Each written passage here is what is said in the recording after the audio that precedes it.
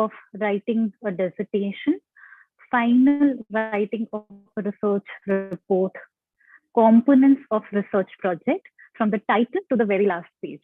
We welcome you here with us, sir. We are honored to have you in our presence. You have the floor, sir. Thank you, ma'am. Thank you very much. Dear students, I would be sharing my slides with you to make the things more approachable. So here we go, my dear students. Today I'll give you an overview of research methodology and dissertation writing skill development program organized by GEMTEC School of Law for the benefit of our students. So, dear students, we are in the field of legal education, and we always look for a new law, and our objective is whether the existing laws are serving the need of the society or not, because society keeps on changing every day. So our legal research, being inseparable component of legal education, has also assumed considerable importance with the changing role of law in social dynamics. So dear students, we have different approaches to research methodology. In the last 7 days, you have learned various tools, techniques, which includes empirical approach to the research methodology also. And now we are here to see and to format the writing of dissertation. I'll tell you how to write and what should be the format of our dissertation. So here is an example before you. Suppose I am the student of BA-LLB and my topic for dissertation is Law of Confession in India, a study of emerging judicial trends. So this is the title page of my dissertation, where I'll fix the logo of GEMTEC also. Then it is to be mentioned that this is our dissertation submitted to Guru Gobind Singh Indraprasth University, New Delhi, in partial fulfillment for the award of degree of BA-LLB from GEMTEC School of Law. I have written my name as Naresh K. Behel. My enrollment number is there. And I'm a student of our learned HOD, Professor Dr. Palvi Gupta.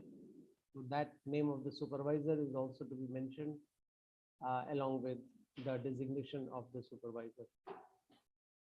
Dear students, as we move on from the title page, we go to the writing of preface, which is not absolutely compulsory in dissertation, but still you have option to write down the preface also. Then we write down the acknowledgement, certificate of supervisor, list of abbreviations, list of cases, list of statutes.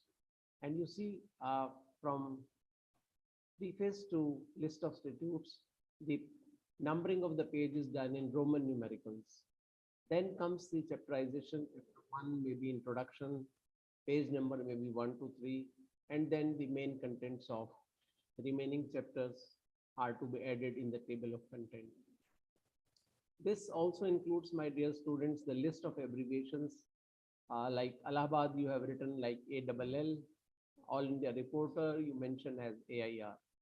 This list of abbreviation has to be arranged chronologically in dictionary order, that is alphabetically ordered. And please note that each and every abbreviation which you have used in your dissertation should be part of this list.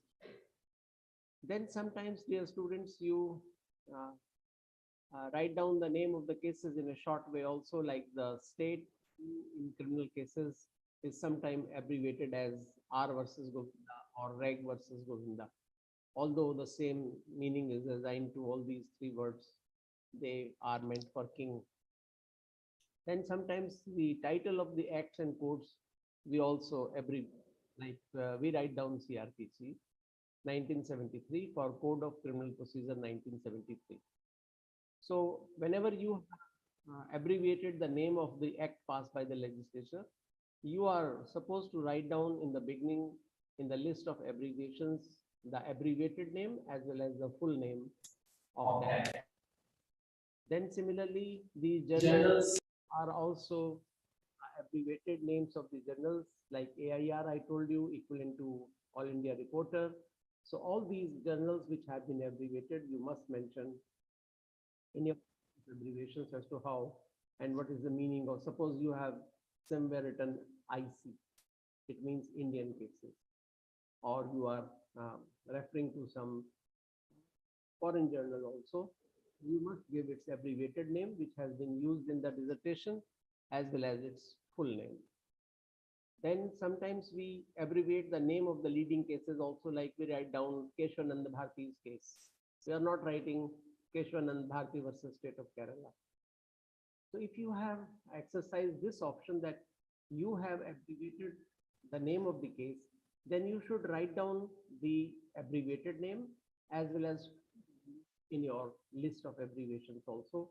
And here is a list of all these cases, but then this list of cases has to be prepared alphabetically. Then comes the abbreviation of official reports. Sometimes I may refer in my dissertation 69th report of Law Commission or simply 69th report.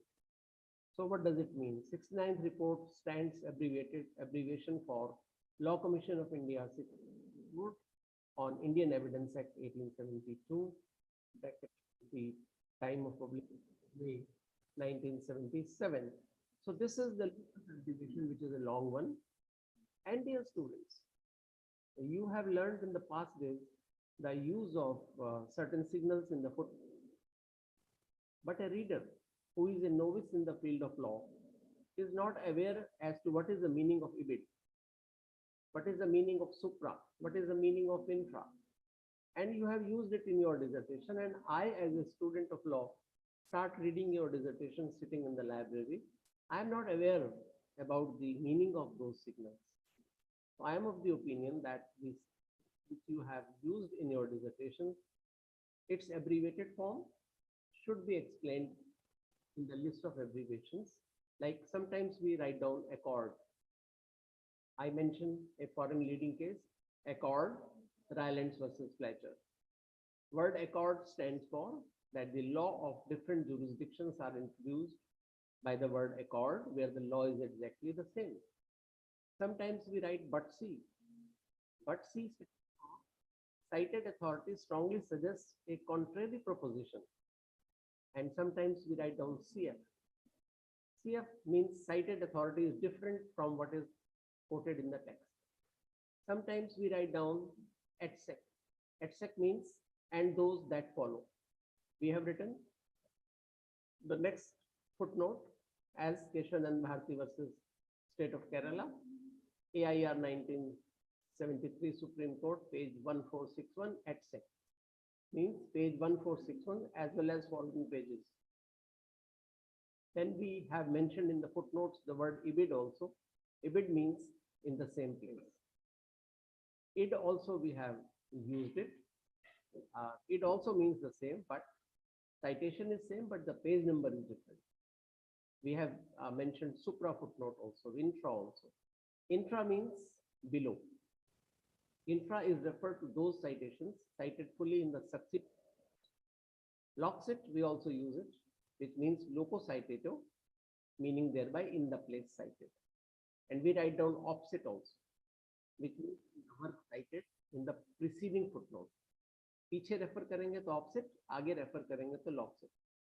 Sometimes we write down the word C before the name of the leading case. C indicates that cited authority constitutes basic source material supporting an opinion or conclusion. And we write C also. We write supra also. Supra means above or on the upper side. पीछे को refer करेंगे तो in supra, आगे को refer करेंगे तो infra. So all these words which we have used in the footnoting according to ILI pattern must be mentioned in the list of abbreviations which you have prepared in the beginning. So far as the list of cases is concerned, all those cases which you have mentioned in your dissertation must be entered in a list which is to be prepared in the beginning. List of cases does not mean that you can pick up any cases and then you put those cases in the list. The cases must be only those cases which have been mentioned and discussed in your dissertation, and the list has to be prepared in alphabetical order. And in front of that particular leading case, page numbering is also to be written. I'll show you the example also. Suppose you have, first of all, quoted this case, Abdul Razak versus State of Maharashtra. You will have to prepare a table like this, and opposite to it, you have written 23 and 47. This shows case is available in your dissertation at page number 23 and 47. So all the cases entered in a list alphabetically should contain the page numbers on which the leading case is appearing in your dissertation. Then you are supposed to write down bibliography also. This is the last part of your dissertation after the chapter of conclusion. And bibliography contains articles which are again to be written alphabetically. Bibliography contains the books also which you have studied during your writing dissertation. This list should also be prepared alphabetically. Then you have mentioned certain dictionaries and encyclopedias also. They must be mentioned in bibliography, again alphabetically. Journals are also part of bibliography. Again, they are to be appended alphabetically. Bibliography also contains reports, say Law Commission report or Malimat Committee report or any other report. They should also be arranged alphabetically in the bibliography. Your bibliography also contains certain websites. They should also be mentioned alphabetically in the bibliography. Dear students, there are certain invisible tools also, which you would be using while writing your dissertation. And these tools somehow relate to the English grammar language, that you are supposed to use past tense while writing your dissertation. Sometimes you put certain words in single commas. Single comma means that a word is used in a particular meaning, like you write in the single commas the word knife or parole or life imprisonment. That means life imprisonment has a particular meaning here. And sometimes you keep certain words, certain paragraphs in double inverted commas. That means that when a party or paragraph is from a case which is cited as it is, I have not changed the language of it. Whatever Supreme Court has said, I have quoted it. And sometimes in your dissertation, dear students, you italicize certain words. That means you want to highlight and put additional emphasis on those words. And regarding computer application, you have been told the font size 12 in Times New Roman in the main text with a line gap of 1.5, use of 14 font in headings, use of 10 fonts in footnotes or endnotes, and so on. Then, dear students, this is a leftover part from your workshop. This is also invisible tool of the research, that is syllogism. Syllogism stands for inductive and deductive method of judicial reasoning. In inductive method, dear students, the generalizations about the problem under research are derived from observations and data collected. Thus, a researcher moves from known facts to unknown generalizations, that is, from particular to general. And it is reverse in deductive method. The researcher starts from the theory or generalized view and puts it to the test to reach a definite conclusion that is general to particular. I'll explain you with the help of one illustration.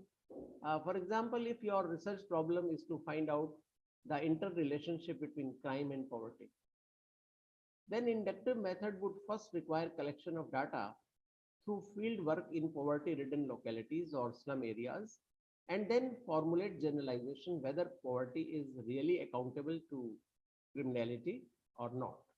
And deductive method, if you are using, is being adopted, then researcher has to first start a presumption that criminality is directly related to poverty, or the presumption that criminality has no relation with poverty, and then put this generalized theory to test by data collection and fieldwork.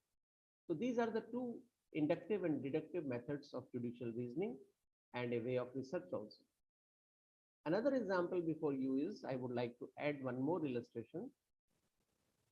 Inductive method is a legitimate derivation of universal laws from individual cases by collecting data by field work, that is empirical research. So induction may be called as legitimate inference or derivation of general principles of law from observation of a set of facts. Example I'll give you, that the majority of juvenile delinquents hail from broken homes.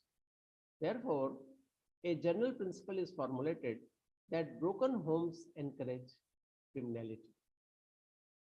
Dear students, we have discussed in the earlier lectures also the basic tools of research. One of them is doctrine of stare decisis, embodied in Article 141 of Constitution. Then we have seen the doctrine of ratio decidendi also, and how to find out. We have studied Womburg test, that is reversal test, and Goodhart test, that is material fact test also. We have also studied the doctrine of parency and doctrine of sub silentio as a basic tool of research while writing your dissertation. So dear students, if I summarize the research procedure, you have already studied it. Then number one stage is selection of your research problem, then formulation of hypothesis, then conceptual framework, objective of your research, selection of tools or sampling procedure, then designing tools and techniques for data collection, then processing, analysis, and interpretation of data, and finally the research findings or conclusions and suggestions. Kinds of research we have seen doctrinal as well as empirical, and we have also seen what is the meaning of word research. I'm reminded of this old from science that for decades we believe light travels in a straight line. But research later on revealed that light does not travel in a straight line, but light scatters too in all directions. So we changed the theory altogether, that light travels in a straight line, but now the theory is no, light has a scattering effect also. If you lit a bulb in the room, outside veranda will also get lit. So that shows that light has a scattering effect also. How it was proved? It was proved on the basis of search again and again. That is known as research. And this is what you are required in the field of law also. Dear students, there are accepted truths and theories in the field of knowledge, and intellectuals are always to prove the facts and confirm the proved truths by their investigation. The result of such a probing may be that existing theory is proved or it may be rejected.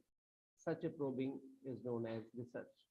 Or in other words, I can say that research is the collection of evidence or information or ascertaining an assumption or verifying some hypothesis.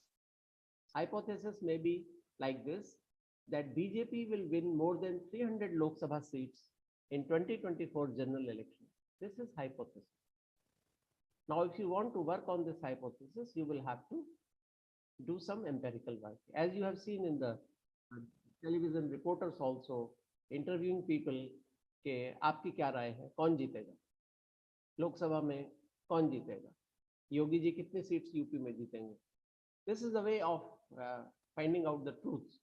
They are questioning and interviewing the general public to find out the truth in this hypothesis.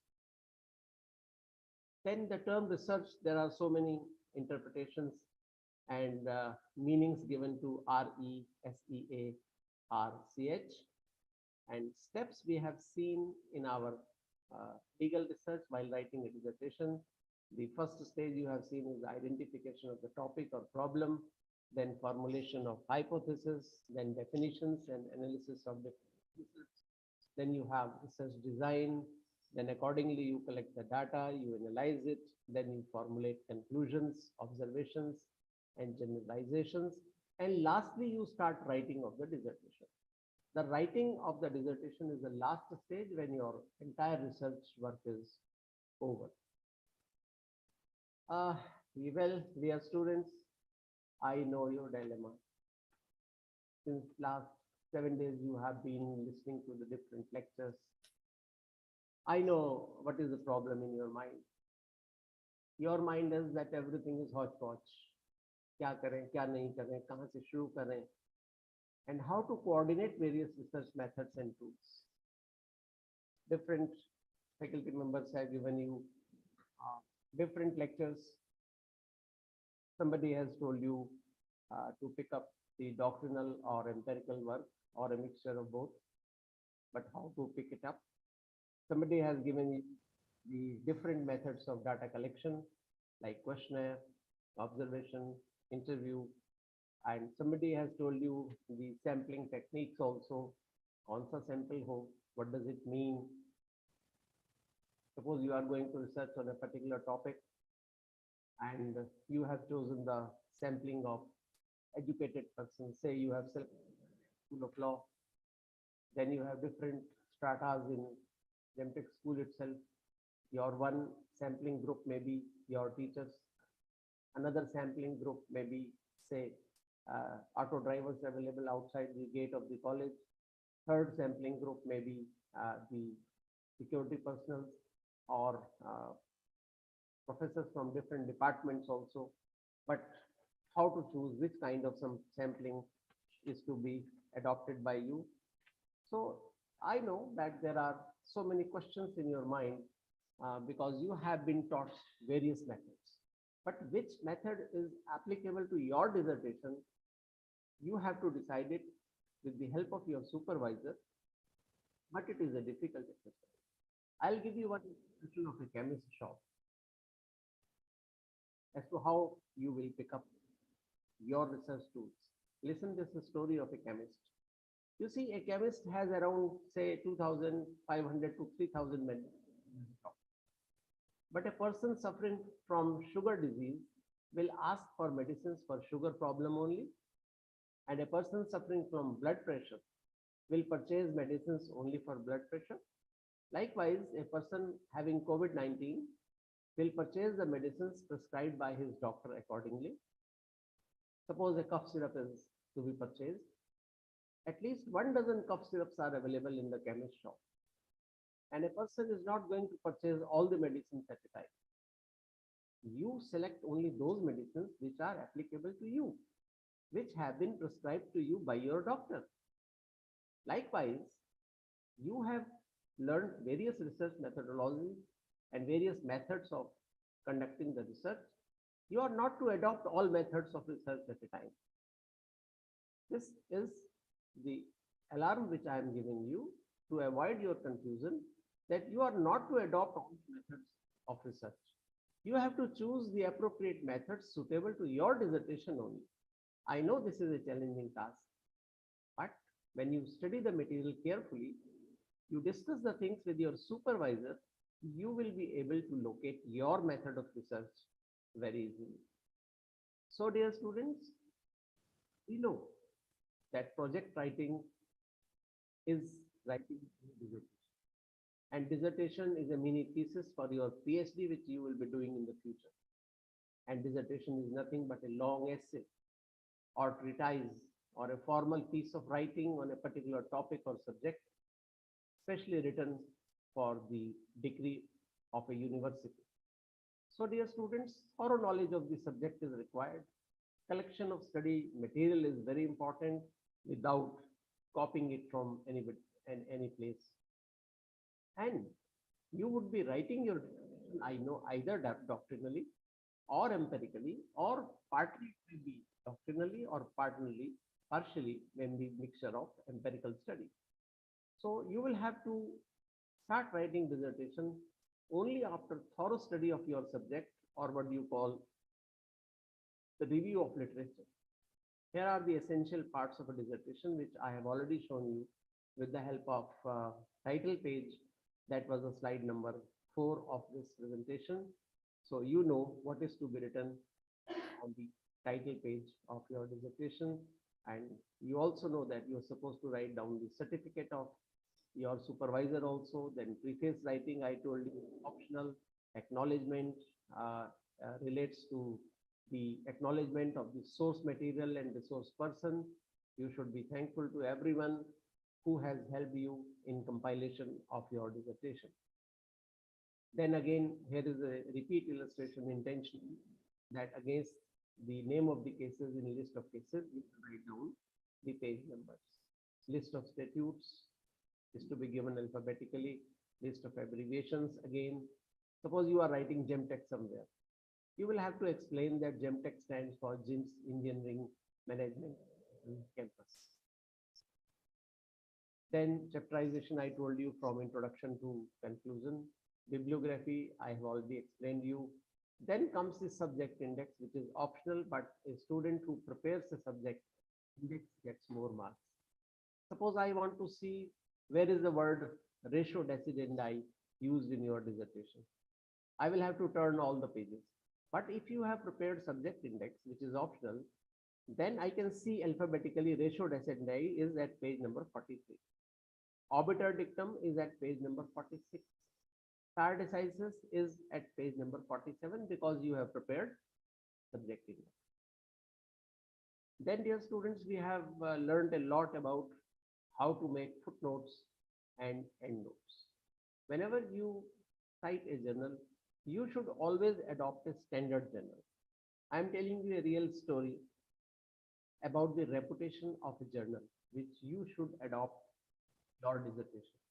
This is a real story depicting the standard of a journal of England.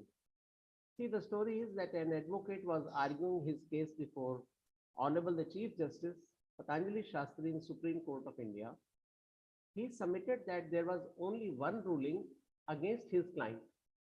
See, the lawyer is submitting ruling which is against his client. But he says the same is adversely commented in Hillsbury's Laws of England. Honorable Chief Justice read the Hillsbury's Laws of England himself and found that it was incorrect ruling of the House of England. Then appeal was allowed and the ruling. See the reputation of Hillsbury's Laws of England. The counsel himself is saying that ruling is against my client, but Hillsbury Laws of England has commented against that ruling. So that is the reputation of Hillsbury's Laws of England. So you should always adopt a standard journal. If you see the meaning of the word devil in the dictionary and in the Hillsbury's Laws of England, devil mind is empty, workshop is the old saying, and devil is defined as junior advocate. To my utter surprise, the word devil is defined as junior advocate. Simile is that junior's mind is always empty for research work. And my dear students, your mind is always empty for research work. You are always ready for research, I believe, and you will excel in your life by doing research in the field of law. Regarding computer margins and everything, you have got the detail, but how to prepare a footnote, you know, you will have to press Control, Alt and F, all the keys together, and then a footnote in the raised heading will be prepared on that point and it will come at. So Control plus Alt plus F is the way of creation of a footnote. Then this we have already covered because you have used these words, so you must know the meaning of it. Supra, intra. I would like to explain you these two words only. That supra is a Latin word which means above, and supra is a legal citation signal used when writer desires to refer a reader to an earlier cited authority. आपको पीछे ले जाना चाहते हैं.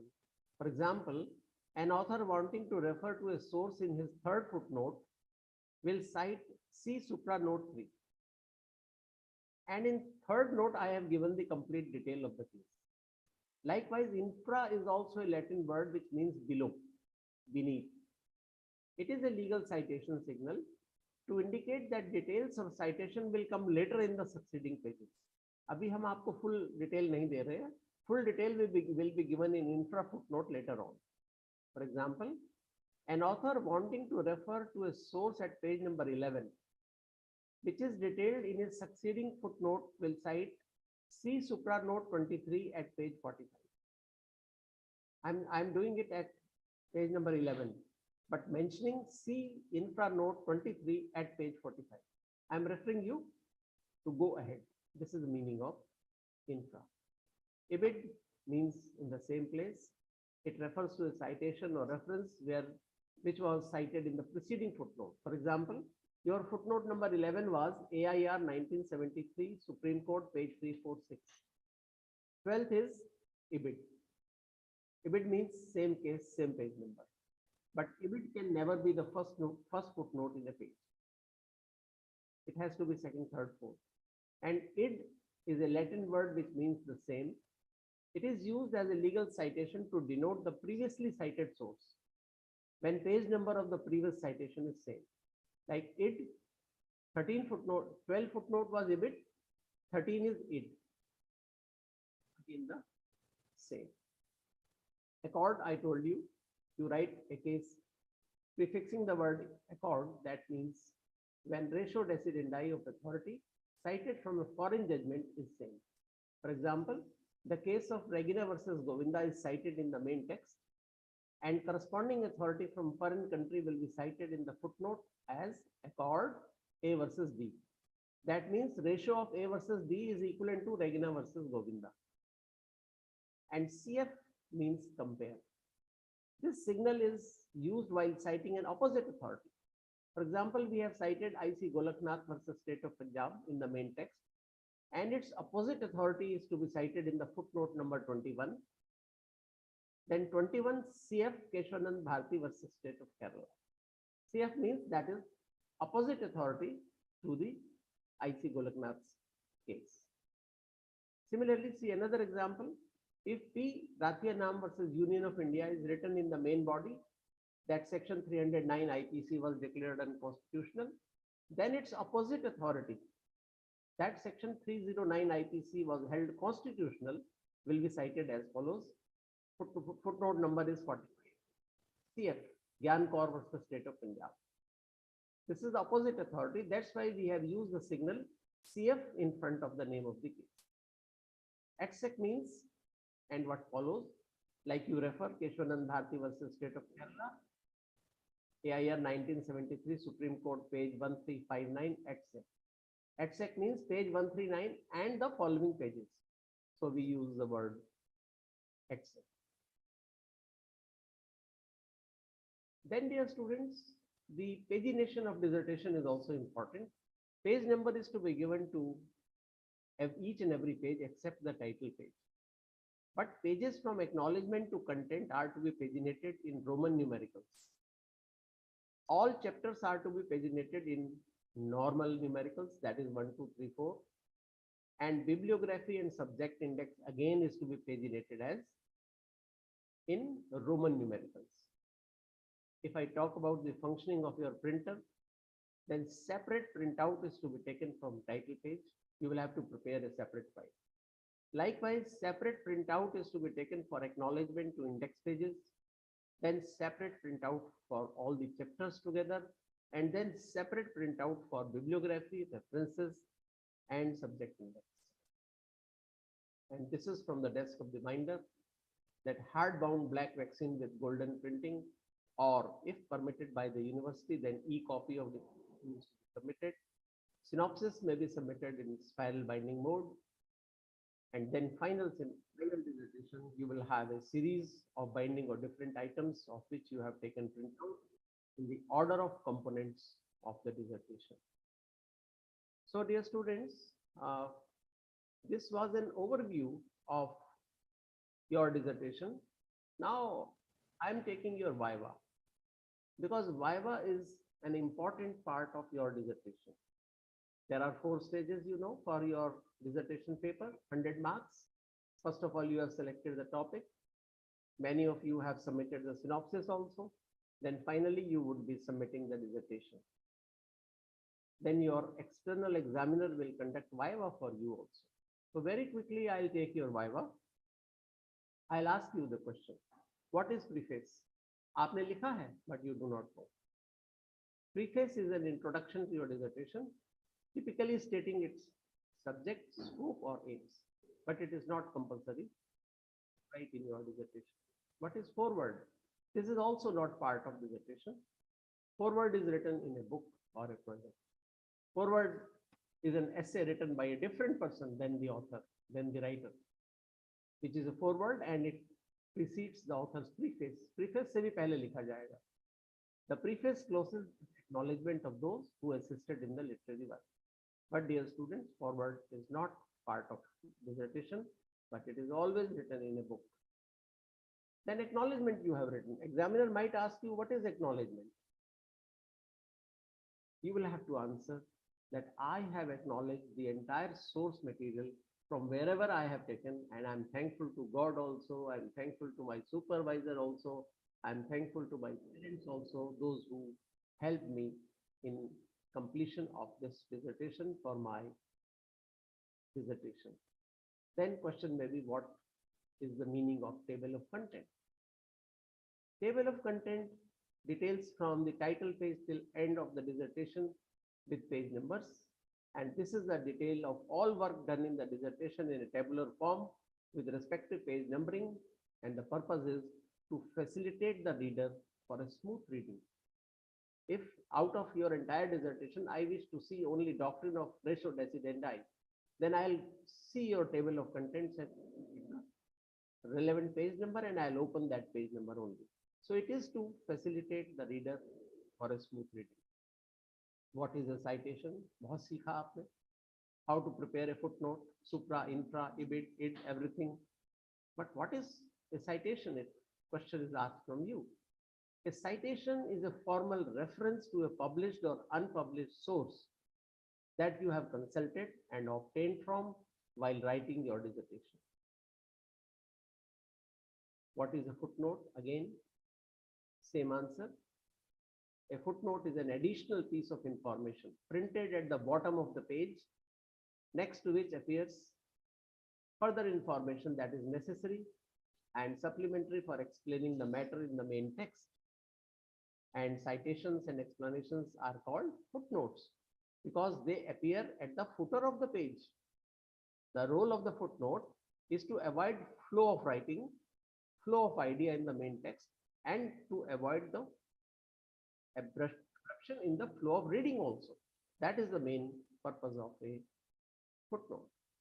Examiner might ask you, what is the distinction between footnote and endnote? Purva ma'am has already explained you that footnotes are appended at the foot of each page, whereas endnotes are mentioned at the end of each chapter or at the end of entire dissertation. I suggest that footnote is a better choice because it remains at a glance at the foot of the page. Then you have mentioned supra footnote. Examiner might ask you, what is supra footnote? Supra, I told you, is a Latin word, which is an academic and legal citation signal used when an author wants to refer to an earlier cited authority. For example, an author wanting to refer to source in his previous footnote. For example, you are mentioning footnote number 11, and you want to refer back to footnote number 3. So you will write down 11 full stop, see supra note 3. Because at note number 3, you have already given the name of that case. So you are not repeating again at serial number 11, you are referring back to supra note number 3. Likewise, what is infra note? Example is footnote numbering continuing is 24. You are not giving the name of the case, 24 number. You have already given that case at footnote number 29. So 24 में आप लिखेंगे 4 full stop, see infra note 29 in the subsequent pages. That is infra footnote. I am intentionally repeating these items in your Viva questions also, so that you may have a very, very clear idea as to what is a footnote. Then what is opposite? Opposite is a short form of Latin word opera citatum, which means in the work cited. This footnote is used where reference is made to a work previously cited. For example, you are mentioning footnote number 45, and you have already referred that case at footnote number 29 also. So you will write down 45 full stop, opposite note number 29. You refer back to footnote number 29. Then what is logsit? Logsit is used, it's a bit, which means in the place cited. What is ibid footnote? Again, I have intentionally repeated. Ibid means same as above, but on the same page. Suppose you, at footnote number 54, you have cited a case, Rylance versus Fletcher. And on the same page, you are again citing the same case. Again, a footnote is prepared 55. Needless to repeat Rylance versus Fletcher. After 54, you can write down 55 ibid. Same case at the same page. And it is also connected with it. Suppose at same page, again, you are referring to some paragraph from Rylance versus Fletcher, which is mentioned at the page number 341 of that journal. So 54 footnote was Rylance versus Fletcher, page 330. 55 footnote is ibid, means page number again 330. But 56 footnote number is id at 341, meaning thereby that Rylance versus Fletcher is same, but page number instead of 330, it is 341. For ibid, it was same page number. And accord signal, I told you, when you refer to the judgment of foreign country having the same ratio. Examiner might ask you, you have prepared no footnote in your dissertation. What does it mean? No footnoting means that entire material written by you is written by yourself. You have not taken help of any source material, any book, which is not possible. And in websites, dear students, a question may be asked. You have mentioned URL, and then you have cited the site of that particular site. URL. What is URL? URL means Uniform Resource Locator. It is an address of a resource which can be a specific web page or a file on internet. When URL is used with HTTP, it is known as web address. So these are few questions. One of the student quoted Constituent Assembly debates in the dissertation when I was teaching in previous law college. So the examiner asked him this question, where do you saw Constituent Assembly debates? आपने coat किया है तो आपने देखा होगा, पढ़ा होगा, तभी आपने Constituent Assembly debate कोट किया है. Whereas Constituent Assembly debates are not normally available in the library. So safer it is to write down the Constituent Assembly debates as cited in Constitution of India by V.N. Shukla, 1992 edition. You can say that this Constituent Assembly debate has already been quoted in the book of Mr. V.N. Shukla. And V.N. Shukla you have read. One student quoted Treaty of Paris in his dissertation on international law. A question was asked, where did you see the Treaty of Paris? नहीं देखी, कहाँ मिलेगी आपको Treaty of Paris? So you should be very, very careful while writing your dissertation.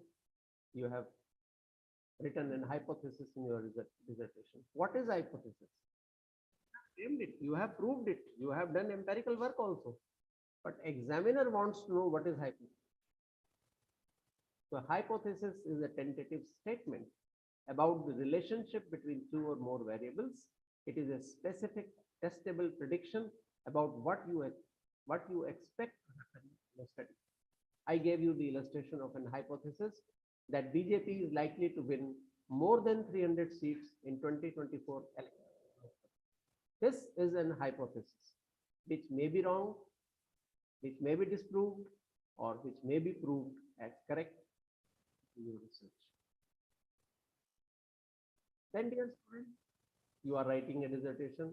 A question was asked from a student, what do you mean by dissertation? So, as I told you, dissertation is a long essay on any topic. Then, without opening your dissertation, the examiner might ask you this question, whether your hypothesis stood proved or disproved in your dissertation. आपको पता नहीं है, dissertation आपने लिख दिया. You have mentioned so many leading cases. Supreme Court has said this thing in one case and opposite thing in another case. आपने खूब लिखा है, because your dissertation is doctrinal.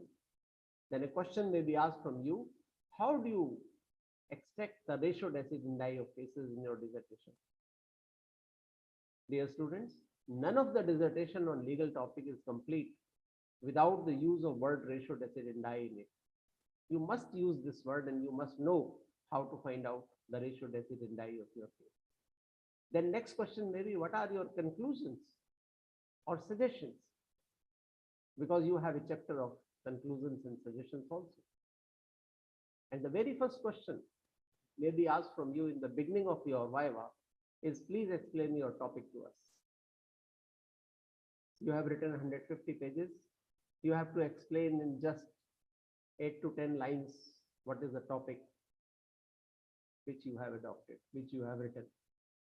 Then next question may be, which mode of citation have you adopted? You have mentioned the footnotes very nicely. You will have to answer that, sir, I have adopted uniform mode of citations as adopted by United Nations, or Indian Law Institute pattern I have adopted.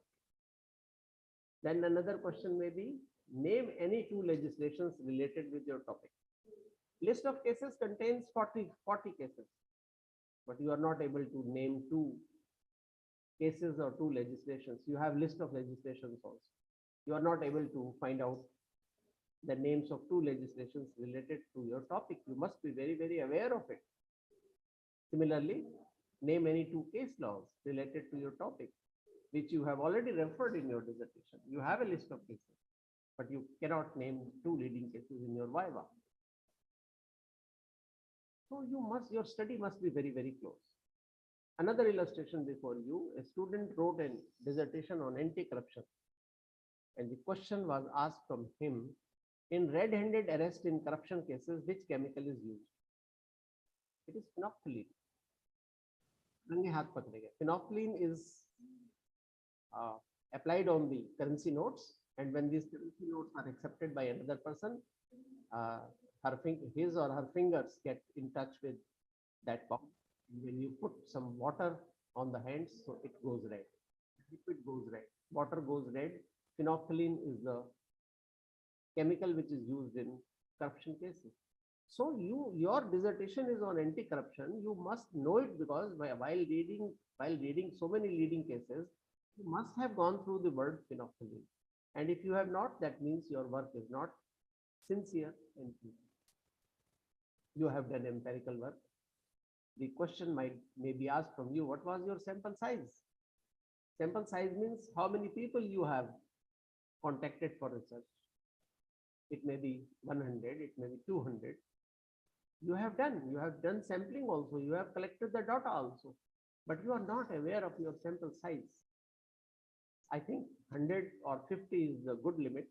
If you are feeding questionnaire to someone, if you are taking interview of some persons, then 50 questionnaires or 50 interviews or maximum 100 is a good number, good sample size. So that indicates the number of persons contacted by you or number of questionnaire feeded by you. आपने questionnaire बनाया, but you are not able to answer this question. How many questions were there in your questionnaire? आपको पता नहीं, because you copied it from the internet and pasted it in your dissertation. So my suggestion is that always attach a sample questionnaire in your dissertation as an extra at the end. Then related question, obvious question is, what is the central idea of your dissertation? You must know the crux of your dissertation. Then your printout is taken from a computer printer. Examiner may ask you, what is the use of computer in your research work? How do you utilize computer? A complete lecture was given to you on the use of computer in your dissertation writing. Then sometimes, dear students, I have seen this question being asked from the students, that heading of your dissertation, title of your dissertation is not matching with chapterization and its content. You will have to explain and satisfy the examiner that title of your dissertation is definitely matching with all the chapters and their content. So your chapterization should match with the heading, and heading should match with the chapterization, vice versa. If you satisfy the examiner, then next question may be, what was the technique of your empirical research? You opted for empirical research, so which technique you adopted? And what was your research methodology? You must be aware whether your work done was doctrinal or empirical.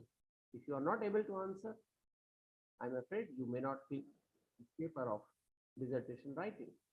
You must be able to answer what is doctrinal research and what is empirical research. This is fundamental question and very important question. I would like to take a minute or two for this, that doctrinal research is a traditional research in legal field, which is also known as theory testing or knowledge building research in the field of law. It deals with study of existing laws, related cases and materials analytically on any topic. Like you have taken the topic of your dissertation as distinction between culpable homicide and murder. This is purely a doctrinal research. Actually speaking, doctrinal research is a research in law rather than research about law. And entire doctrinal research is based upon secondary data like decided cases. And a minute for empirical research also, again, for the sake of repetition, for your benefit, that empirical research is the process of testing a hypothesis. आपने hypothesis बनाई that BJP will win more than 300 seats in the coming 2024 elections. So you are going to test this hypothesis using experimentation, direct or indirect observation and experience. It is way of gathering knowledge by direct observation and experience rather than through logic or reasoning alone. Like you see in the television exit poll. Before the results of election are declared, the many television channels, they make a research in the form of exit poll. And you see, the press reporters stand on the red light also. आपकी गाड़ी रुकेगी, आपसे पूछेंगे आपके opinion में मोदी जी के जीतने के चांसेस कितने परसेंट, क्या योगी जी मुख्यमंत्री दोबारा बनेंगे? They are collecting the opinion of others through interview. That is an empirical research. Empirical research को मैं कहता हूँ खुद सवाल खुद जवाब. This is my innovation. कि empirical research में खुद ही सवाल, आपने खुद ही तो सवाल बनाया कि बीजेपी 300 से ज्यादा सीट जीतेगी और खुद ही आप जवाब देंगे आफ्टर योर एम्पेरिकल रिसर्च. तो खुद सवाल खुद जवाब is an empirical, where you formulate a hypothesis and then you prove it by your research. It may be proved, it may be, because this empirical research is grounded in the real world of observations given by our senses. क्यों मैं ऐसा कहता हूँ? You see, in the field of medicines, all new medicines are tested on rats first before they are being given to the human beings. COVID-19 vaccine bani, it was tested on animals first. Why? Because we want to see the real application and output of that vaccine. So in empirical research, we go to the root of the matter and practically we confirm our hypothesis, we test our hypothesis, either it is proved or it may be disproved. And dear students, before I close, only one or two questions are left. One student wrote dissertation on rights of arrested persons. Question was asked, what is the distinction between arrest and detention?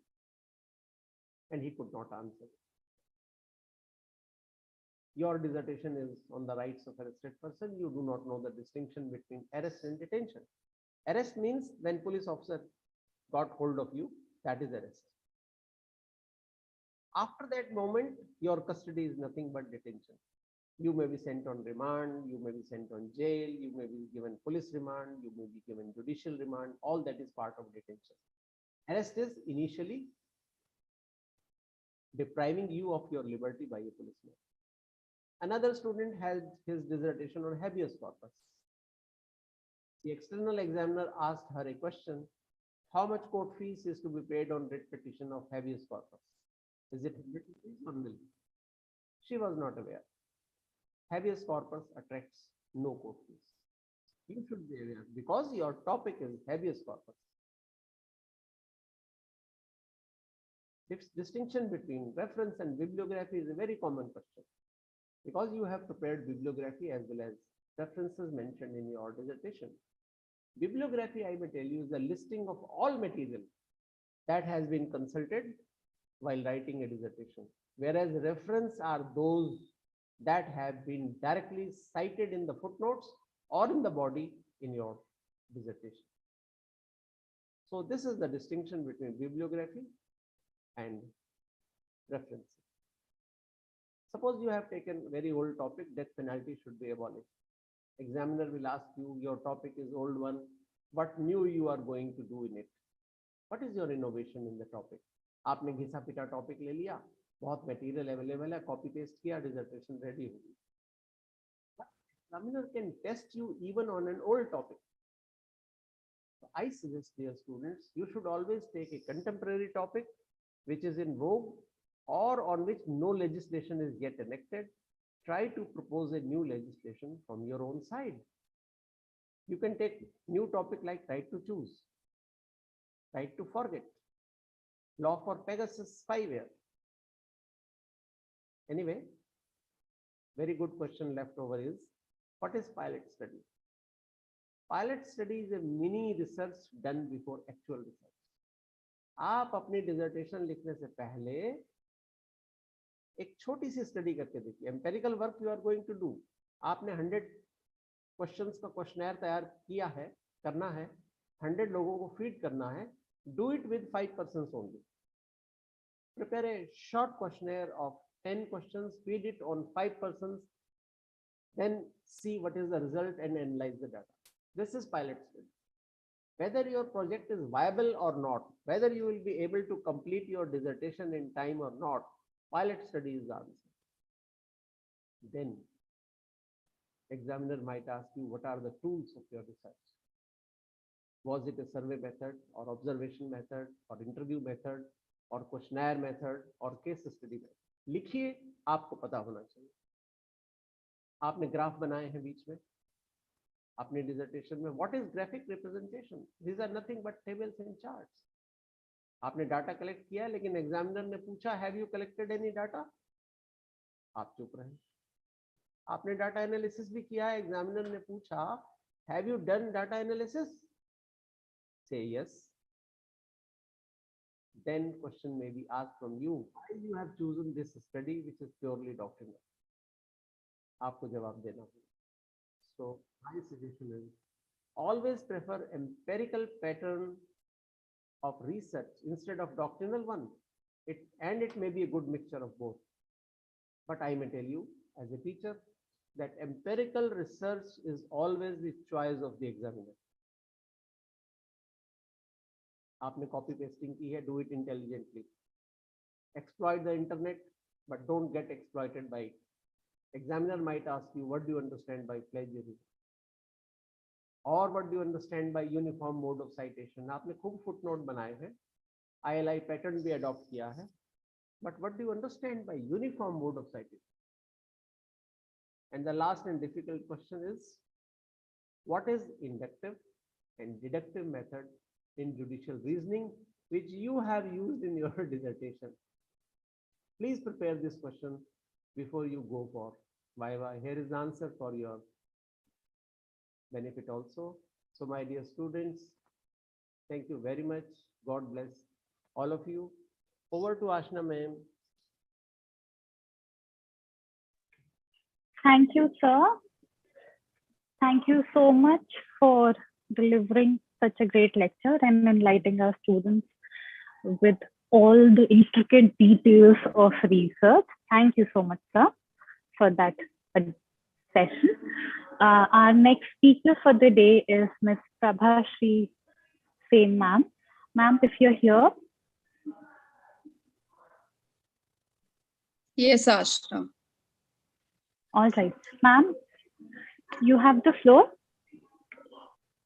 Thank you. I'll just share my screen. Just give me a second.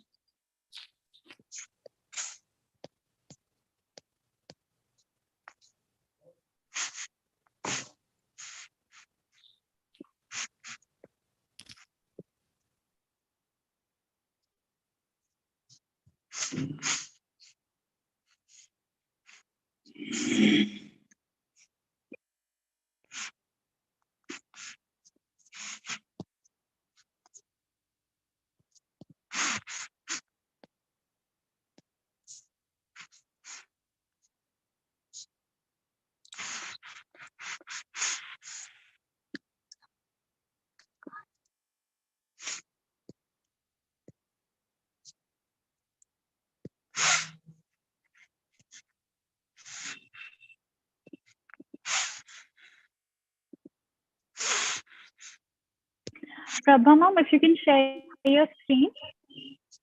Yeah, just give me a second, Ashna ma'am. I'll just share my screen.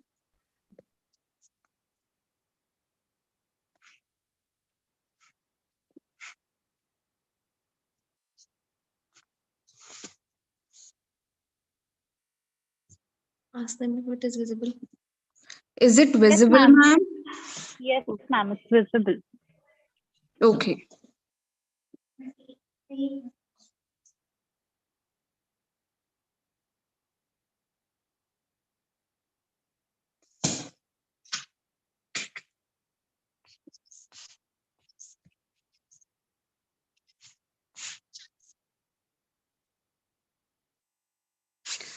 Okay. Good afternoon, everybody. Before I start, I would like to thank our HOD ma'am, Dr. Pallavi Gupta ma'am, uh, Dr. N.K. Behel sir, who organized this FDP, and Dr. A.K. Tyagi sir.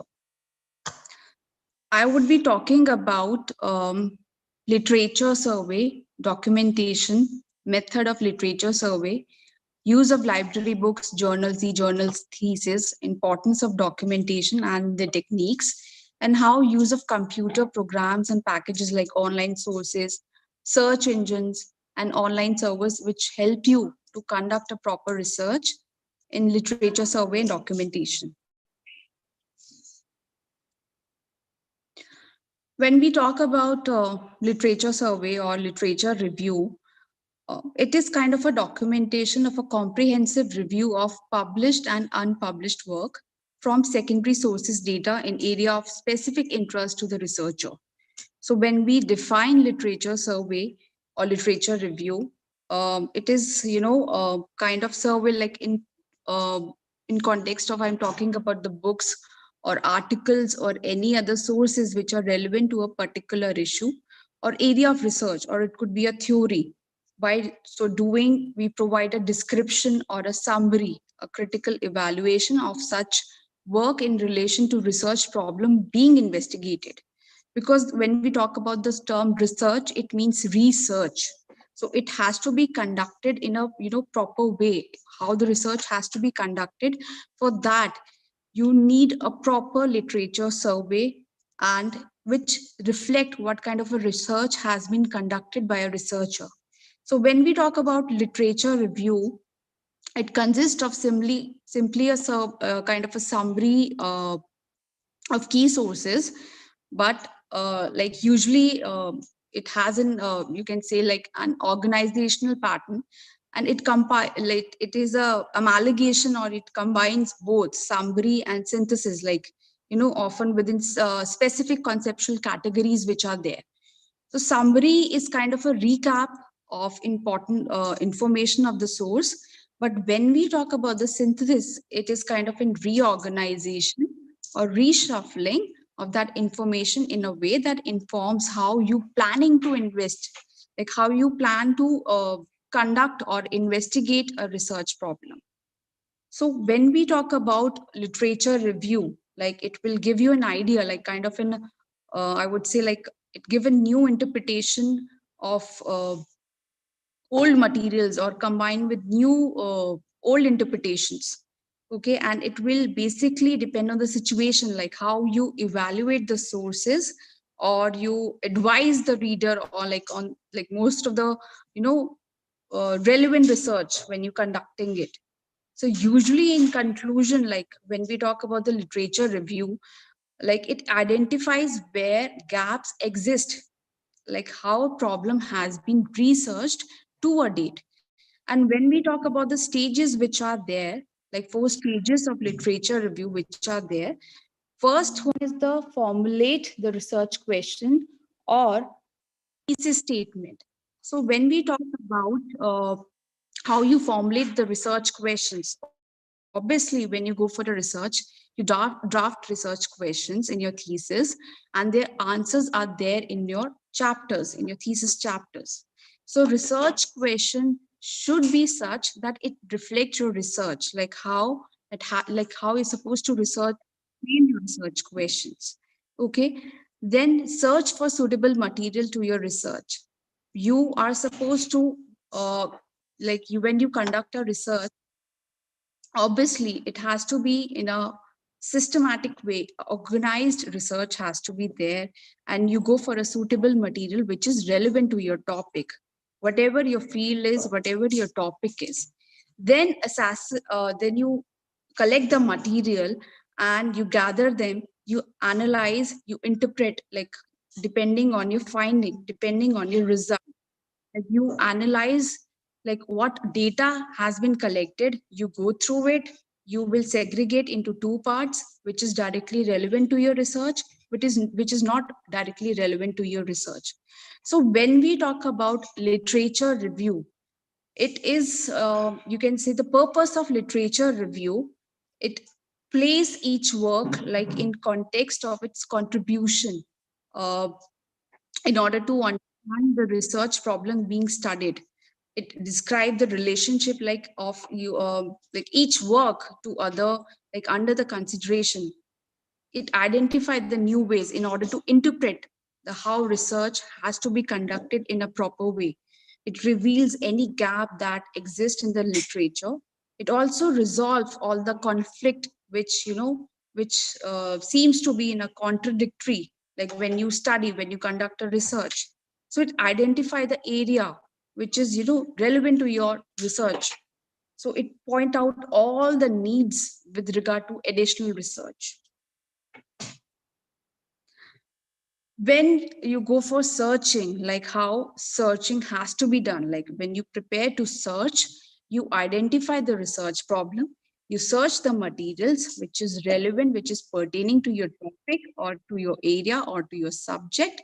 And like when whatever material which are available, like in, it could be in a form of journal or articles, periodical, magazines, books, newspaper articles, newspaper clippings, or any conference or any commercial reports which are there, law commission report, government documents, okay, and it could be in a form of unpublished dissertation or thesis or primary sources.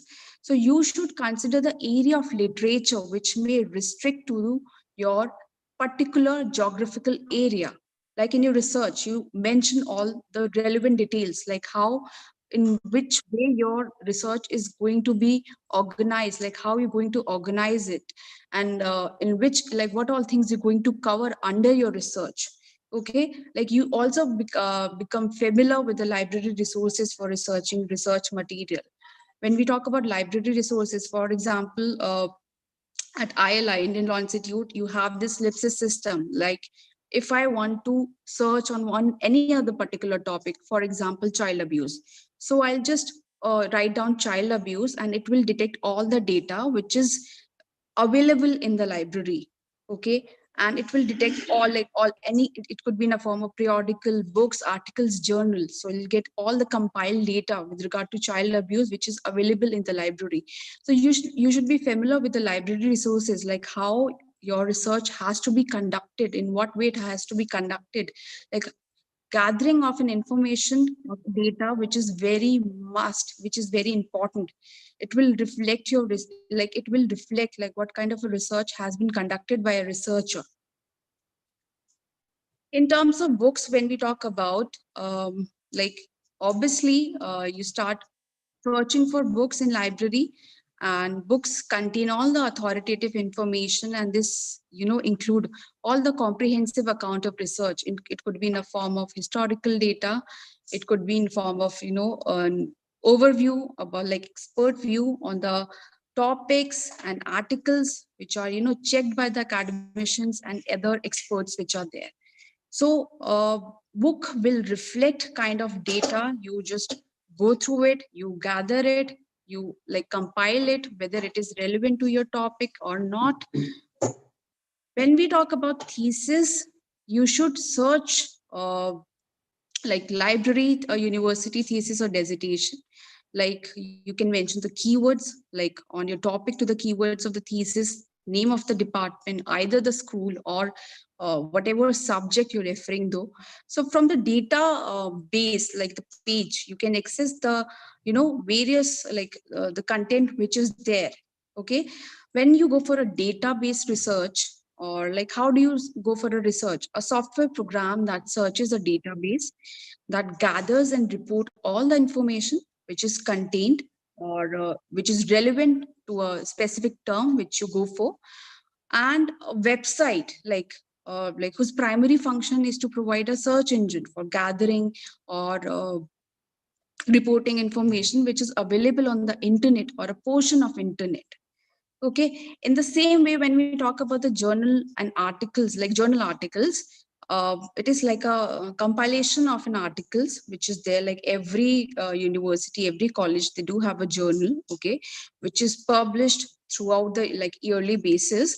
And they have different protocol with regard to the journal, what kind of a format they're supposed to follow. Okay, so journal also present the like most recent research, like it will reveal what kind of a research has been done. Journal articles are written by various experts like academicians, okay, and they published in either in a print form, either like online you can get it, or you can access it. So when we talk about this, like you search for it, the journal title has to be there. Like you get the information. If you access the catalog, it will record all, like it will direct you to, trace out the print journal, like how you can access it, and you provide a link to the online journal. When we talk about the database searching, like databases, like you can say, various steps are involved in searching electronic database, which vary from database to database. Like each database system, they have their own, you can say, like custom built interference, which allows specific type of research, which like with the specific search operators which are there, like specific search commands which are there. So with the introduction of a web-based graphical like user interface online search, it become quite easy for a researcher to conduct a research. And when we talk about the steps, like what steps has to be used when you go for a database searching, you need to understand the subject first. Then you decide like the coverage, the period, like the scope with regard pertaining to your topic, pertaining to your subject. And after that, internet access to the online search service which has been arranged. Then you log on to the search service provider, you select the appropriate database, you formulate the search expression, then you reformulate the query. So these are the steps which is actually conducted when you go for a database searching. So it provides you to access the information sources which are capable. Like you can gather the information that it could be in a form of educational material. Okay, database provide you to provide a kind of a research, a general information on many subjects. So access of database is something which is accessible to personal within an applicable login or library homepage. Okay, like different universities, they have different search engines. Okay, they do have access to JSTOR, like Manupatra, and other authentic law websites which are there, which you can access while you conduct in research. So mostly library database may search at the same time through a journal search or a library search. Then how you evaluate the how you analyze the literature? When you collect the data, the content which is there, a good literature, it will reveal, it will evaluate the variety of sources. Okay, researcher, like what kind of a data he has collected though.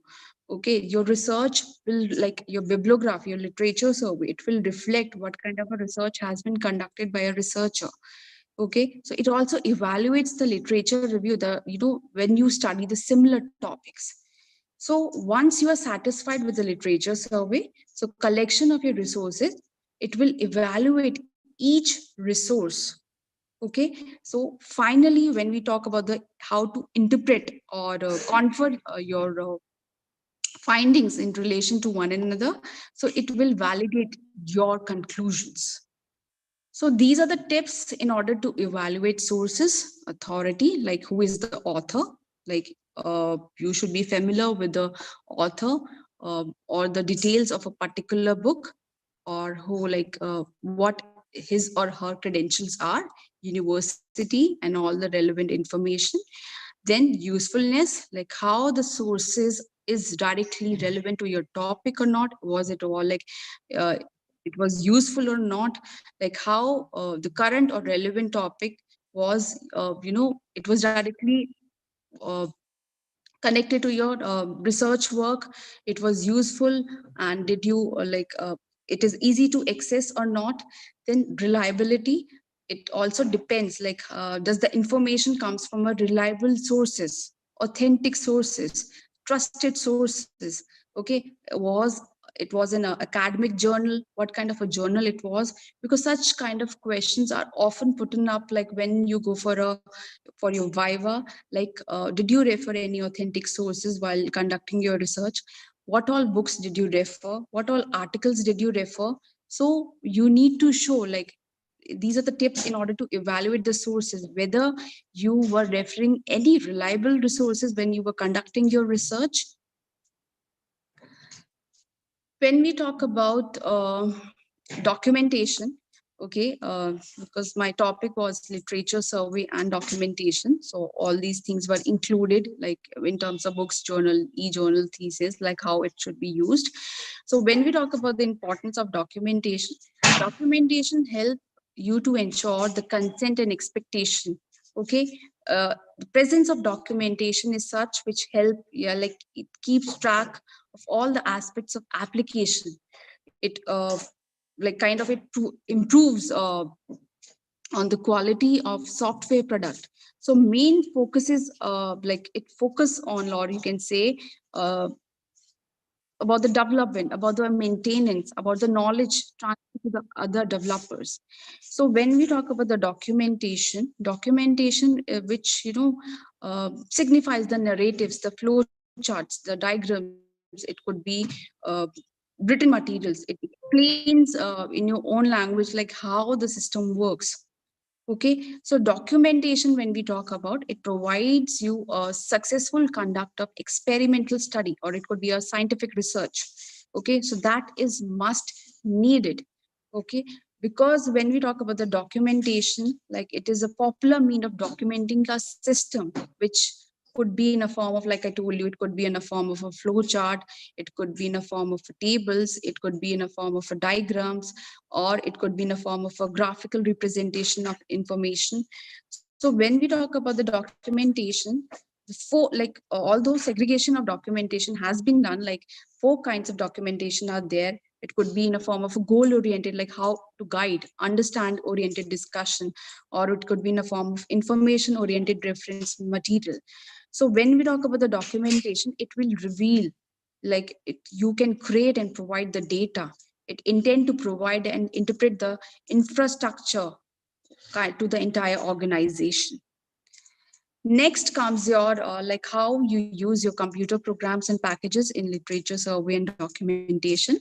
So when we talk about the computer programs and packages which are there, it is kind of a significance, like when we talk about the significance of a computer while in a scientific research or any kind of a research which has been conducted by a researcher.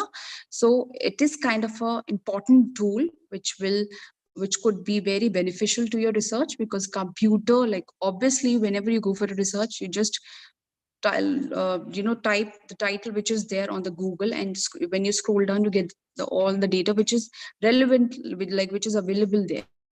So when we talk about the computer, they are very important in terms of scientific research, and these are the reason why it is important, because of the speed.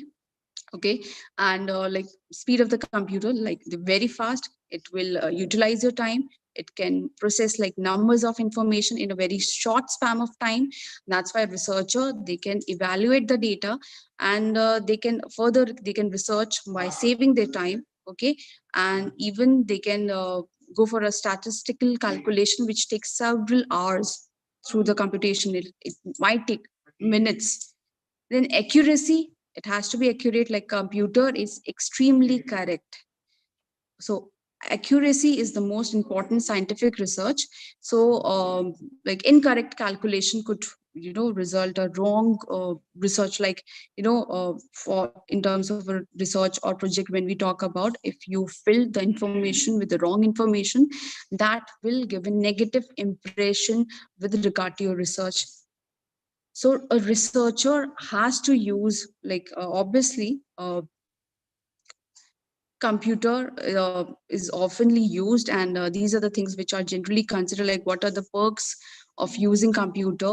Organization, you can store number of pages of information by using simple folders, or you can, gather the data, you can store it at the computer, and it is like more creative, more safer. You can either go for a backup option, you can, compile the data, mail it to yourself. Then consistency, like, computer cannot create error, okay, although lack of attention like human being, but this is the main extensive feature which make it extremely important in terms of a scientific research when we talk about. So computer in a research process, when we talk about research, like I've just mentioned in my slide, like various steps in order to do a useful research. What are the procedure regarding the research, like how it has to be done? First is the identification of a research problem. You identify the research problem. Obviously, you opt for any topic, depending on your stream, like what of like topic you have opted for. You identify the problem. After that you go for a broad literature survey. Obviously, collection of data or content which is available pertaining to your topic, which is most important, because have to find out, being a researcher, like how much data which is available, and which will be reflected in your literature survey. When you write down your literature survey, literature review, so when you just mention the name of a book, you just mention the details about the book, like what book or article, or it could be a newspaper clipping or journal is dealing with. You just briefly describe about the book or any article which you mention in your literature survey. Then after that, hypothesis formulation is there, as it was told by Dr. N.K. Behel sir. Hypothesis is just a tentative assertion, a tentative statement, which you need to prove or disapprove. That is secondary, but it is a tentative assertion which you have to prove in your research. But it will never, impact your research. if अगर end में अगर आपकी hypothesis negative या positive way में दिखती है, अगर proof होती है, नहीं भी होती है, it is never going to impact your research. So hypothesis formulation is the another stage. Then we come to preparation of a research design. When we talk about preparation of a research design, which is very important, because how your research has to be conducted, in what way has to be conducted, a proper research design has to be there. For a researcher, a research design indicates like in what way or which direction he's going to conduct his research. What are the steps he's going to follow, he or she is going to follow while conducting his or her research. Next come, you determine the sample design. Obviously, you determine the whatever, like it could be your empirical research, or like depending on your like what methods you are using while conducting your research. If you're going for empirical research, then you gather information to gather the sampling of a data is done, everything is done, you collect it, you analyze it, you like mention in your thesis or your dissertation. Then data collection. When we talk about data collection, which is must, you collect data. It could be in a form of a book, it could be in a form of a journal, it could be in a form of periodicals, articles which are available, it could be in a form of websites, newspaper clippings which are there. Okay, you mention in your bibliography in terms of a primary and secondary sources. Then after that, analysis of data is done, like how you analyze your data, like whatever data has been collected by a researcher, you analyze your data, like which data is relevant to your topic and which is not directly relevant to your topic. Sometimes you came across like some topics which are there, like just a bit about your research, which is mentioned in any either book. You just refer it, you just go through it, you find out like whether this topic, this thing is directly relevant to your research. So analysis of data, which is also important. Then hypothesis testing is there. Obviously, hypothesis, you must be familiar, it is kind of a tentative assertion, a tentative statement, and obviously your research totally depends on your hypothesis, like how you're going to test your hypothesis, how you're going to prove your hypothesis. Okay, and it has to be, hypothesis is never in a form of a question form. It is kind of a tentative assertion, a tentative statement which will be mentioned, and which will, you going to, like, being a researcher, you're going to prove it in your research while you conduct your research. Then comes your generalization and interpretation. When we talk about generalization and interpretation, like how you interpret your data, like the data which you have collected, like you interpret, like when you conduct a research, obviously, like what's your take, what's your view, what's your opinion with regard to your research, because research is something the word itself says, research. And your topic has to be catchy, your topic should be like, it should be sorry, your topic, it should reveal like what kind of a research has to be done, like it. So generalization and interpretation is something which is generally done by a researcher. You interpret it in your own way, like how, like what is your take or what is your opinion with regard to your research. And last is preparation of a report or presentation of the result. So like obviously, like in your research, in terms of a suggestion, in terms of a conclusion, or in terms of a recommendation, you mention everything. And when a conclusion has to be written, like when you go for your further, like for a PhD or further studies, like of, like it is mandatory to mention suggestions and recommendation in your research. So when we talk about the presentation of a result, like all the steps has been done by a researcher, from identification of a research problem right away, from till preparation of a report, presentation of result. So you're supposed to mention the conclusion, how you present it, like what kind of a suggestions or recommendation you're mentioning in your thesis, in your dissertation, which is very much important. So when we talk about survey and documentation, methods of literature survey, this is a very important aspect with regard to your research. How your research has to be conducted, how your data has to be collected, in what way your research has to be used, what kind of a tools you're using while you conducting your research, whether it is a library based research, whether it is an empirical research, you're totally relying on books or journals or thesis. So this all thing will be reflected in your research. It has to be in a systematic way, it has to be in an oriented way. And even if you go for the online sources, the search engines which are there, okay, you can mention like in your research, but you have to access, you should be familiar like how you access it, how you go for it. Like many students, like they're not able to access JSTOR, like how you're going to access it, like how you go, like how you can search for a particular topic. So these are the things, these are the techniques which are generally used, which is very important when we talk about the literature survey and how the documentation has to be done, because these are the things which will reflect the research has been done in a systematic way. When we talk about literature review, it evaluates, it is kind like it identifies, like it tells, like it shows the collection of published information which has been collected by a researcher on a particular area or a particular topic which he opted for. And for that you need books, you need journals, you need articles, or various academic value, like their inputs, their opinion. So your literature with review is, you can say, does not need to be inclusive of every article and book. For example, I just mentioned you, like if your topic is on child abuse, like you find a bit about it in any journal or any article, you are not supposed to mention each and everything. Although whatever thing you have referred, like in terms of a book or an article, like which you actually referred, which you actually have gone through, you're supposed to mention in your research. So it should include the key sources, which is related to your research, which tell about your research area, which is very much like most important when you conduct a research. Thank you. Over to you, Ashna ma'am.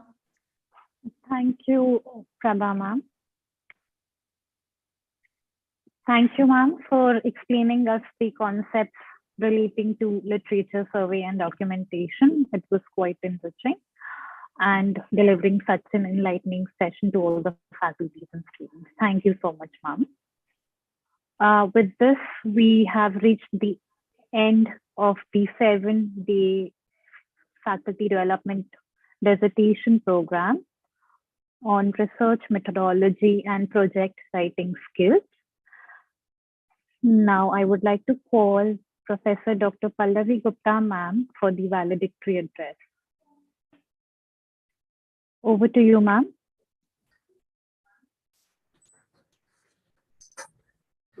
Thank you, Ashna. Honorable Chairman, Dr. Amit Gupta, Campus Director, Professor R.K. Raghuvanshi, convener of this program, Faculty Development Program and Project Writing, and workshop on research methodology and dissertation writing skill development. Professor N.K. Bahal, Professor Tyagi, Faculty Coordinator, Research Committee Team, Student Coordinator, a very good afternoon. Since Ashna called me for the valedictory session to deliver something. Yes, this is a very unique program by which we have covered two things. The one that is the research methodology and project writing skill. Although on the project writing skill is not covered much. But of course, research methodology has been covered, which is taken care by the faculty member, by the researcher for project writing. What actually project writing is that, for this I will discuss after in the next two, 3 lines. In fact, I would like to say that nothing is left to discuss by me in this valedictory session. I congratulate the students that you are having such brilliant faculty member that have covered all the highlights, points, topics which are very much necessary to know by the student when they are going to write dissertation writing. Otherwise, after submitting the dissertation, the students are not aware what the dissertation is. So I congratulate the research committee member and the convener of this program that you have think about to train the students to go for writing dissertation in proper way. During this this workshop from 1st February to till date, various topics has been covered. Nothing is left that you have learned about what is synopsis, how to write synopsis, what are the content of synopsis, formulation of the topics, formulation of hypothesis, where it is relevant, where it is not required, framing of the research questions, techniques to go for the collection of the data, the method of research methodology, and different approaches for the research methodology. And most important, that is the citation. I would like to say that students, when they submit their dissertation, they must follow the guidelines. It is very much necessary. There is some certain checklist. Before submitting, a student must ensure that number 1, interact with the mentor. That is very much required. And number 2, follow the guidelines. Number 3, follow the formats which are prescribed. And number 4, that is citation, specifically footnotes that make you a different person from the other. And one thing is very, very important, that is the hypothesis. Sorry, plagiarism. And your conclusion must match with the hypothesis or the research questions. The answer will be in the form of the conclusion. There must be answer for this thing. Whatever you are having research question, whatever you are having hypothesis, there should be conclusion. And after that, I would like to say that the plagiarism. The student must ensure that plagiarism report is mentioned there. Although as per the rules, there should be zero plagiarism, 0% plagiarism. But as per the UGC guidelines, rules and regulations, 10 to 15% plagiarism is permitted. And that now you have to look how much portion from a book you have to copy. There should not be violation of the copyright law. Okay, so these are the checkpoints that I would like to say. And I just one thing will say that project writing skill regarding this program is for the faculty member. Yeah, this is not for the students. This is for the faculty member. If anyone want to get project from the ministry, maybe Ministry of Law and Justice, maybe Ministry of Environment, Ministry of Department of Child and Women. There are various, in fact, ministry they provide the project. UGC, ICSSR, Indian Council aside, and it uses minor project, major project, where the fund has been granted to the faculty member to do the research, to the project.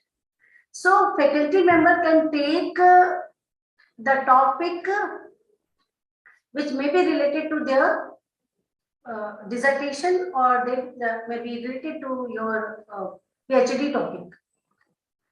So there is a prescribed format.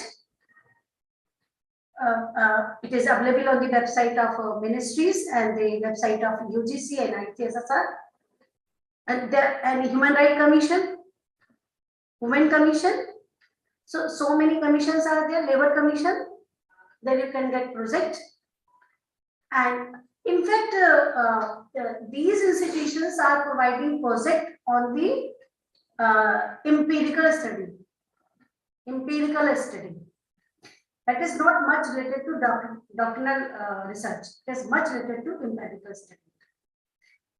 And there you have to take resort of different techniques to collect the data. For this, for getting project, you have to apply to the concerned agency, research agency, and in their prescribed format, there will be a date fixed for the interview. There you have to approach to concerned agency, whatever it is. There will be interview. They will ask question on the synopsis which you have made. It is a long documentation. There is a long documentation. It's not like a writing PhD or dissertation.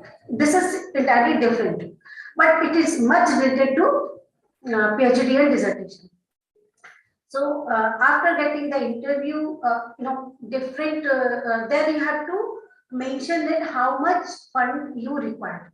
If it is a minor project, then it is then you have to claim 1 to 2 lakh rupees. If it is a major project, then you have to claim more than 2, maybe 5, 10, 12, 15 lakhs, like that. And after getting the interview, here number of the universities, institutions approach to UGC, ICSSR and right commissions, ministries and all. So on the fixed day, there is an interview.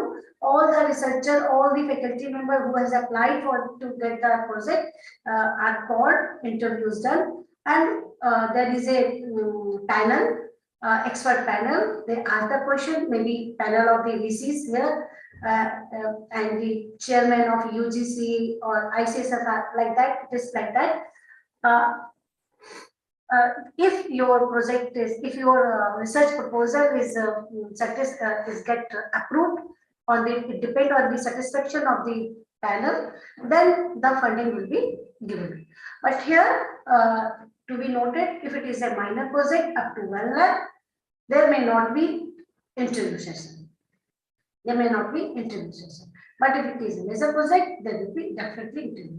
After getting the interview done, if project is, if your concept or the research note is accepted by the concerned agency, then they will release the fund.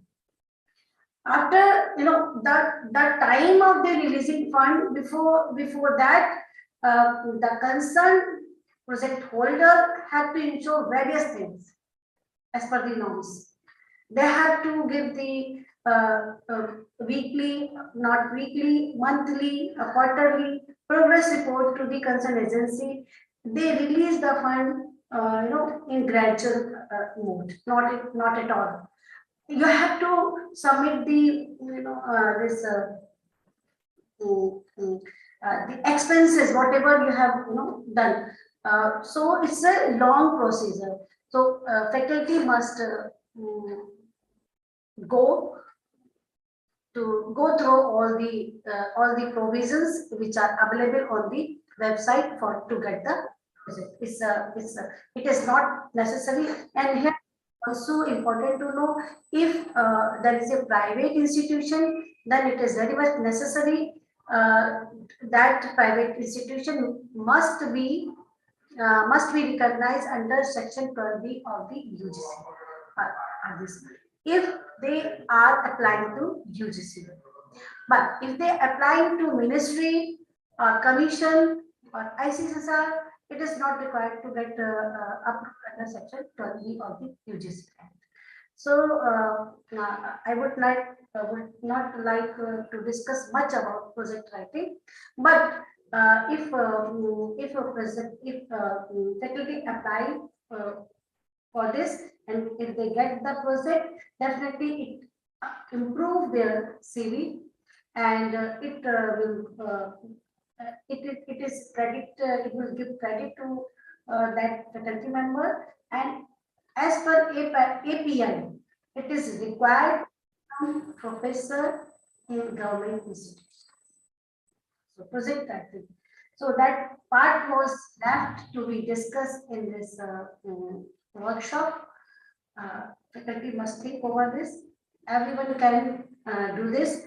Although although the students can not apply for the project, but they may assist their faculty member.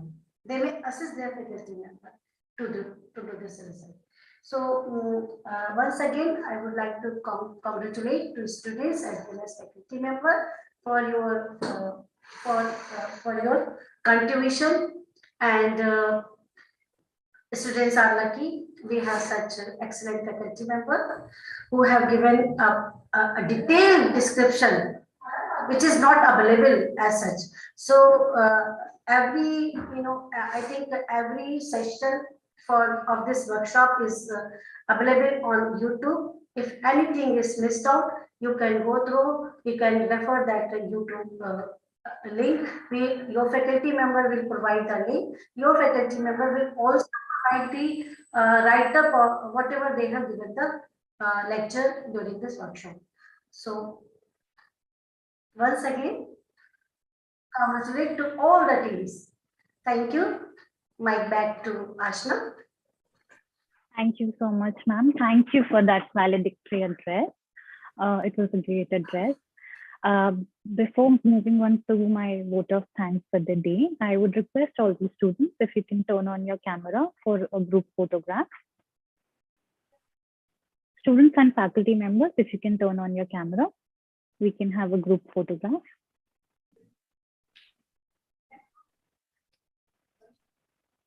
All the faculty members who are logged in the meeting, please turn on your camera.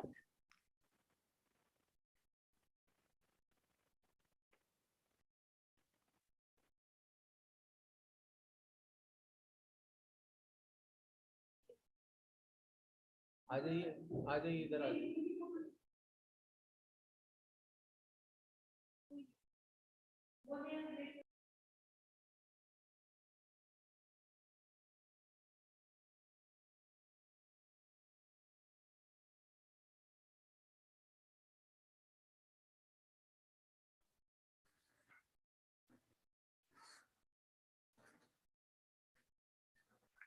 Student, I would request you, please turn on your camera so that we can have a memory of the day. We really want you to turn on your camera. Please turn on your camera, students.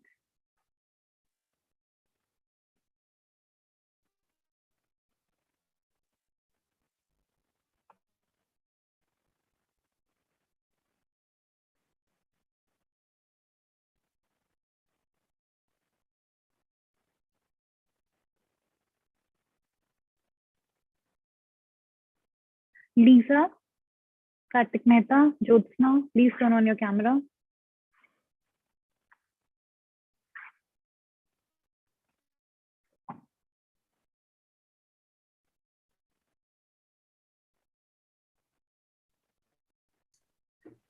Akash Khurana.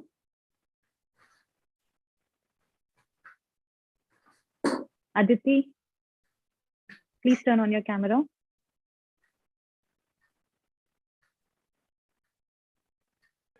Jyoti ma'am, please take the photograph.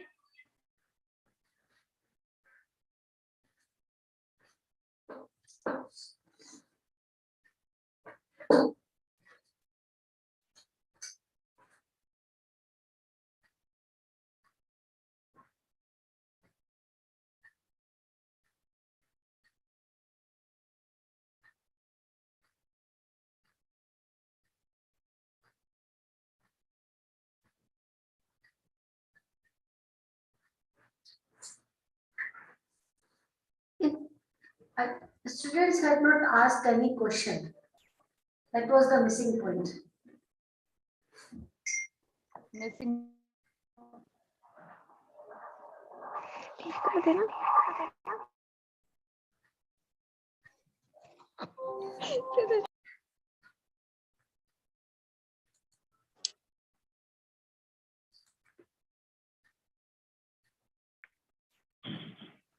All right.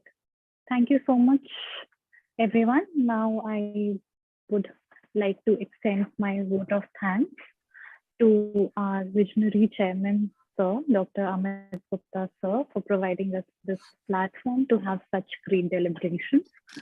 Our campus director, Sir, Professor Dr. R.K. Raghuvanshi, Sir, for his constant guidance. Professor Dr. Pallavi Gupta, ma'am, for always mentoring us and guiding us towards the right path.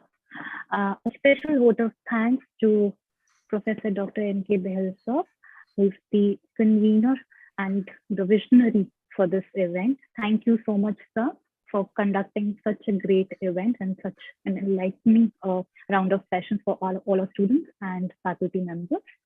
Lastly, I would like to thank Professor Dr. A.K. Tyagi, sir, for his constant support for all the events that we have in Law Department. Thank you so much, sir. Thank you everyone for joining in. Please fill the feedback form that is there in the chat box. Please do fill the feedback form. Thank you everyone for joining in. Thank you, ma'am. Thank you.